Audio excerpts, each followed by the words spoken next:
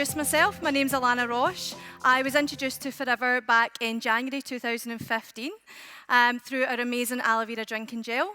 I suffered from a lot of health issues at the time, and I found it really made a difference to my life. So after I was drinking it for a few months, my sponsor, Jennifer, introduced me to the business. So after that, I knew that the business plan was sound, but I didn't really realize what I had in my hands. So after a few months of really kind of messing around and just thinking to myself, hold on, that person keeps moving up the marketing plan. I want what they've got. So that's when I decided to go for manager.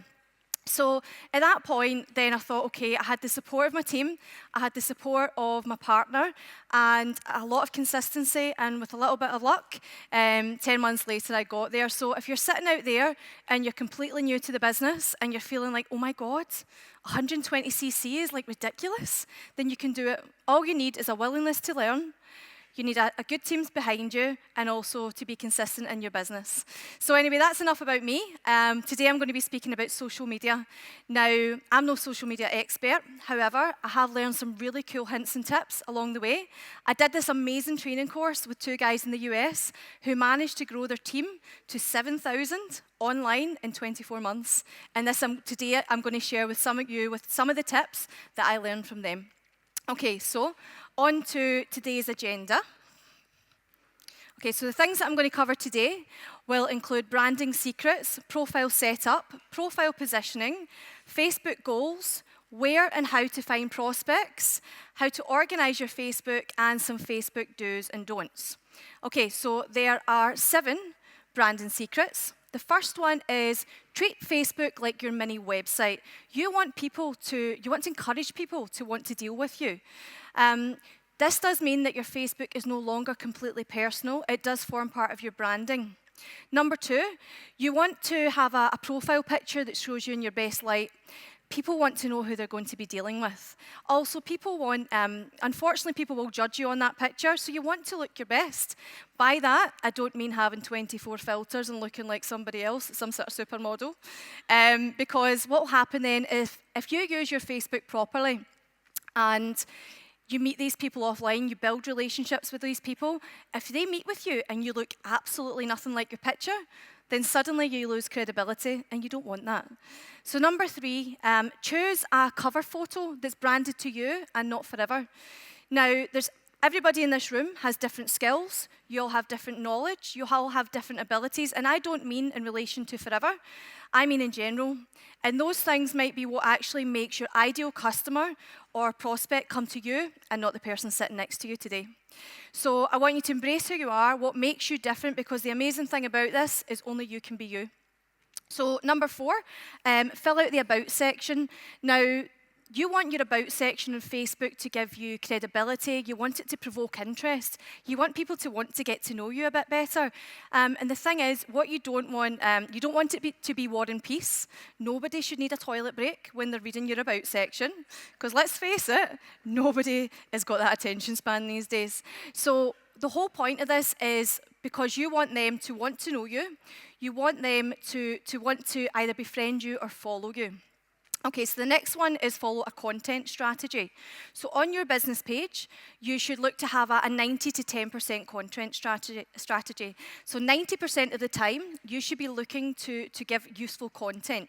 Now, by this, I mean it should be content that you can source from other social media platforms. It could be from the web. And then 10% of the time, you should be looking to then talk about your product and business opportunity.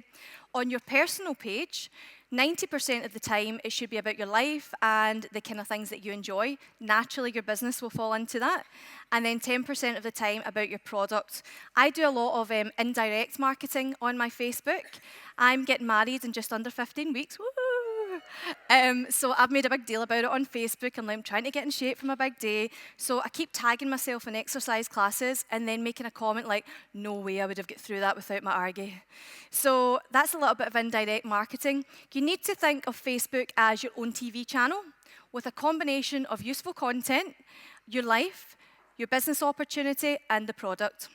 The next one is activate your followers button. Now, this is by far the best. This is the most exciting. Followers give you credibility, and the smart thing about this is it actually boosts your Facebook profile, which means you're seen by more people. Because if you have a Facebook full of friends that don't interact with you, it actually makes you go down the Facebook ladder, and you're not seen by many people, and you don't want that. But I'll come on to this in a bit more detail later on, and I'll tell you how to do it as well. And then the very last one is protect your newsfeed. What I have is I actually review everything before it goes live on my page, because you want to be careful about what you're tagged in. Now, I've got a friend, for example, who is an absolute scream, right? He's got a sick sense of humour, like myself. He swears all the time. He can be a bit crude as well. I think he's funny. But to be fair, I wouldn't want to be tagged in any of his posts because instantly I would lose credibility as a professional. Another thing as well is you want to be careful about things that other things that your friends are tagging you in, certain subjects like religion and politics, because, yes, you will have opinions on these things, but you could actually put off your ideal client or your ideal prospect because they don't know you and don't realize that you're just having a joke. So that's what I would do. Okay, so I did say about having a cover photo branded to you. Now, your cover photo should provoke curiosity, give you credibility, be eye-catching. I absolutely love canva.com for this. Now, canva.com, it's completely free.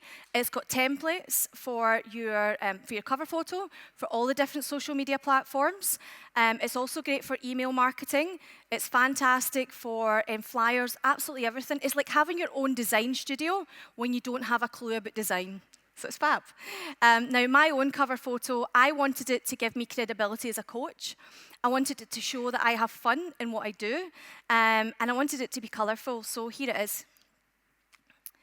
So as you can see, the first picture, and I always get this my right and left confused when I'm up here, on the left is me receiving my assistant manager sash and talking on stage and just saying about how I got there. Now, if you're out with forever, you're not going to know that that's what's happening there. You're just going to see a girl with a mic.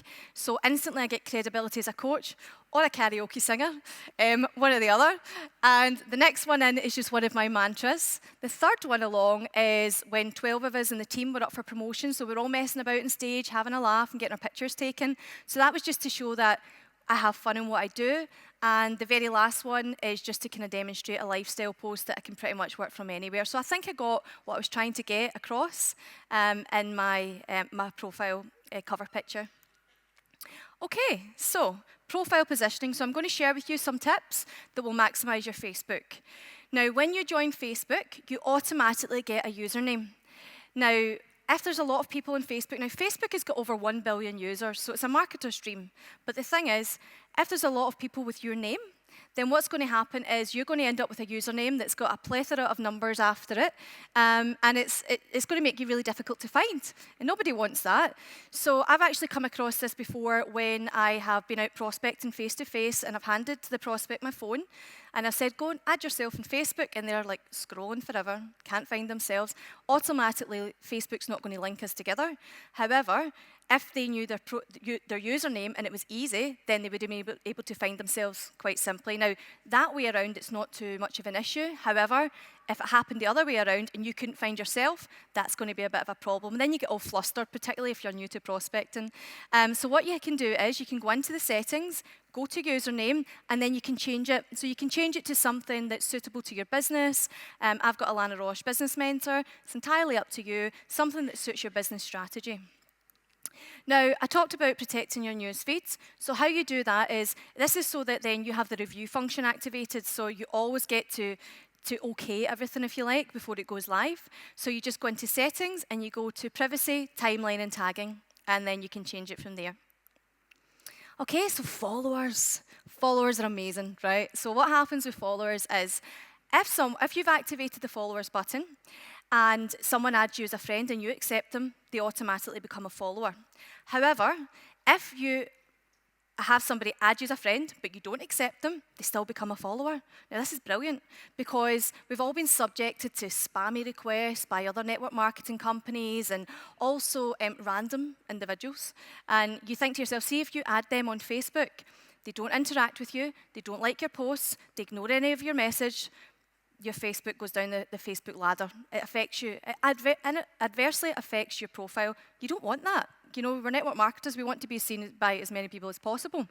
So what you can do is then you can test them. So if somebody's a follower, they get to see all of your posts, which means that if they start liking your post, you think, okay, I'm getting a wee bit of interaction here. But what I actually do is I send them a voice note. I'm like, hi, whatever their name is. Thanks for the ad. Have we met? If not, it's lovely to meet you.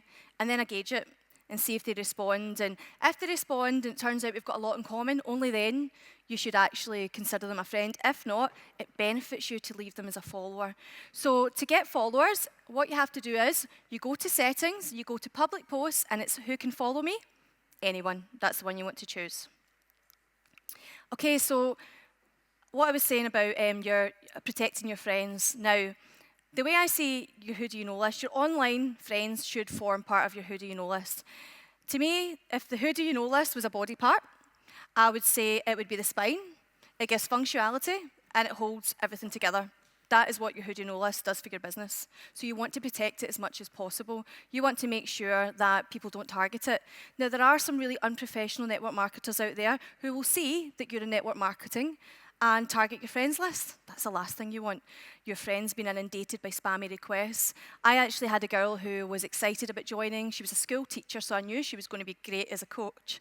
And then a couple of days later, she messaged me and said, Alana, I have been inundated by these messages. I don't want to be part of a culture like that. I was absolutely gutted. So she ended up not joining me. So these are the reasons that you want to protect your friends. So what you should do is you have to just go onto your main page. You go to friends, and right next to find friends, there is a little drop down, and then you can change it to only me, so you're the only person that sees them, and it protects them. So where do you find prospects? Love this. So there's a friend request search, there's Facebook groups, and there is also fan pages. So friend request search, now this is great because you'll probably have loads of people there you can already speak to.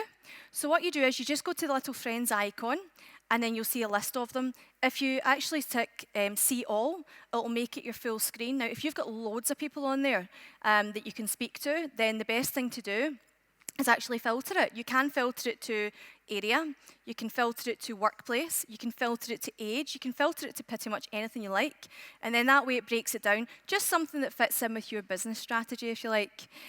So once you've got them on there, just approach them the way that I was saying. So just message them and say, hi, how are you? Have we met? If not, it's lovely to meet you. And then what you have to do is just try and have a conversation with them to find out if they're the type of person that you want to get to know, because we don't all get on with everybody. So being a network marketer, as you'll know, is a bit like becoming a professional conversation starter. And one of my favorite conversation tools is Form. So you can use this when you're contacting the people on your friend request list. It stands for family, occupation, recreation, and motivation. This will actually, if you talk to them around all of these subjects, this will help you establish whether they are your kind of person or not. If you're not getting anything back from these people, leave them as a follower and just move on to the next person. Now, Facebook groups. Now, I'd already mentioned only once that I'm getting married. And what happened was I thought, right, amazing. I joined all these wedding pages. I'm like, right, I don't know anything. I was never one of these, like, girls that was like, you know, when I grow up, I'm going to have this, this, and this. I was like, I don't even know if I'll get married. So we'll just deal with that when it comes. So I wasn't really sure. So I joined all these Facebook groups for weddings. And I thought, you know what? I'm going to post about doing the fit program. I'm going to make a big deal about trying to get into shape. I'll get all these new fit and C9 customers. So I got to know the people in the group. I contributed to the group as well. So I added people to the group. And to be honest, I wasn't getting anywhere. I was getting no engagement. Nobody was really coming back to me. The only people that were liking my posts was the admin, because I gave it a pup. So I wasn't really getting very far with them. So then I thought, I was doing this training with this entrepreneur in Australia. And she was teaching us about sales funnels. And basically what she said is you need to give something in demand for free in order to attract your ideal customer. That's a really kind of crude way of putting it. Essentially, people are selfish. So I thought, okay, what will I do here? And then I went on and I thought, I know, what do brides love doing? Talking about their wedding. So I went on and I put, how many 2017 brides do we have? And they were like, me, me, me, me. And I was like, oh my God, right? I was inundated, boom, flooded. And then I had the same conversation so many times. I was like, when are you getting married? What's your venue like? How many bridesmaids you got? What kind of flowers you have? And what's your colour scheme? I was like, oh my God. By the end of it, I was bored of my own wedding. But I left it for a few days. I went back on. I built rapport with all these ladies. I added them to my who do you know list. I wrote everything, typed up everything about their wedding, so I remembered the detail. And then I went back on and I said, ladies, I have my own nutrition company, health and nutrition company. I was thinking it would be great to set up this group called #BrideBody.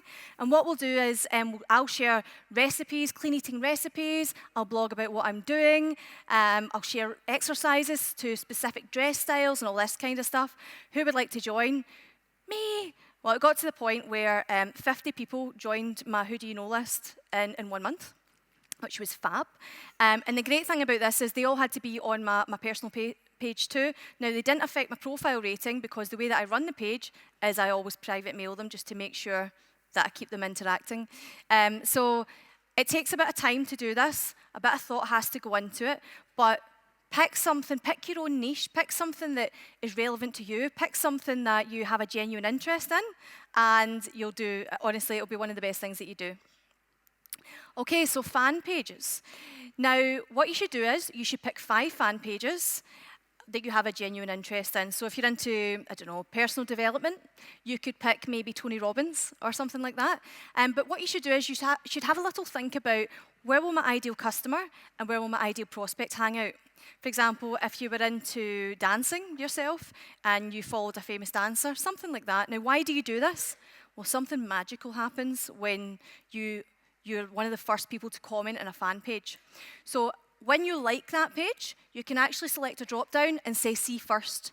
So what happens is you will be notified when a post goes on that page, and if you post something or comment that resonates with the rest of the group, and I'm talking thousands of people, they will then add you, or they'll come back to you. They're drawn back to you. So I haven't been as diligent with this as what I could have been, but what I've managed to do is I've got what, 170 followers now? I mean, it's not huge just from the fan pages, but that's just me writing the odd comment here and there. So have a think about it. It really does work. And again, it's a win-win situation because you're going to grow the business because it's going to boost your profile. And you can have that chat with them as well. You know, hi, how are you? So, organising your Facebook. Now, you can actually organise your Facebook in a way that you choose what you see. So you can actually choose people to be close friends. So if you've got a really hot prospect and you're like, right, I want to see what you're up to, I want to interact with you more often, then if you can put them a close friend so you'll see them more on your timeline. Alternatively, you can make them an acquaintance, which means you're going to see a little bit less of them. Or you could make it a restricted one. Now, the restricted, to be honest, I don't know why you would actually have anyone restricted that you don't want to share with. You shouldn't really be on your Facebook anyway. But the only scenario that I could think of would maybe be if you had a manager or a boss who wasn't too happy with your activities outside of work, with forever or something like that. But to be fair, I'd just get rid of them. I hope I'm not assisting any stalkers here. Okay, so here's how you do it. So you just go into your friends, as you can see, they've got a little drop down there that gives you the option for close friends or acquaintance. Okay, so Facebook do's and don'ts. Don't send or accept a lot of friend requests. Don't spam or pitch message people. Be authentically you. Set Facebook goals. Grow your who do you know list. What you want as well is you want to socialise in groups and fan pages where you have a genuine interest. You want to get followers. You want to adopt a content strategy. You want to be organised about your Facebook. And lastly, you want to get rid of all those negative Nancy's. You know, they're just not only bringing you down, they're bringing your page down. So you want to change that. Okay. So, hopefully that was of some use to you guys. I hope you enjoyed it. Hopefully that you got some tips from that. That is only a fraction of some of the stuff that I learned. I do actually have some free stuff that I could email to anybody if they were interested. It's just my email address. So it is socialmediaguru@yahoo.com. So if you want any information, I can just send it on to you. I've paid for it, so we'll just share and share alike. So thanks very much, guys, and have a great day.